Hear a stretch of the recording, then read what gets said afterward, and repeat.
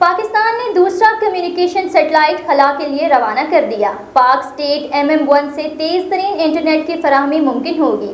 Satellite e commerce کے علاوہ معاشی سرگرمیوں کے فروغ میں اہم کردار ادا کرے گا۔ ٹیلی کام آپریٹرز کو مضبوط سگنل حاصل ہوں گے۔ مزید تفصیلات سردار طاہر محمود کی اس رپورٹ میں۔ پاکستان کا دوسرا ایڈوانس کمیونیکیشن سیٹلائٹ پاک اسٹیٹ MM-1 چین سے روانہ کیا گیا، جو ایک کمیونیکیشن سیٹلائٹ ہے۔ پاکستان نے یہ ملٹی مشن کمیونیکیشن سیٹلائٹ چین کی مدد سے لانچ کیا ہے۔ پاک اسٹیٹ چین 1 کے شیچیانگ سیٹلائٹ لانچ سینٹر سے بھیجا گیا ہے۔ پاکستان نے یہ سیٹلائٹ اسپارکو اور چینی خلائی ادارے کی معاونت سے روانہ کیا، جو ملک کے مواصلاتی رابطوں کی ضروریات کو پورا کرے گا۔ اس سیٹلائٹ کو زمین سے مدار تک پہنچنے میں 3 سے 4 روز لگ سکتے ہیں۔ اسپارکو ترجمان کا کہنا ہے کہ 5 ٹن وزنی یہ سیٹلائٹ جدید ترین مواصلاتی آلات سے لیس ہے۔ اس سیٹلائٹ سے ڈیجیٹل پاکستان کے ویژن اور مواصلاتی نظام میں بہتری آئے گی۔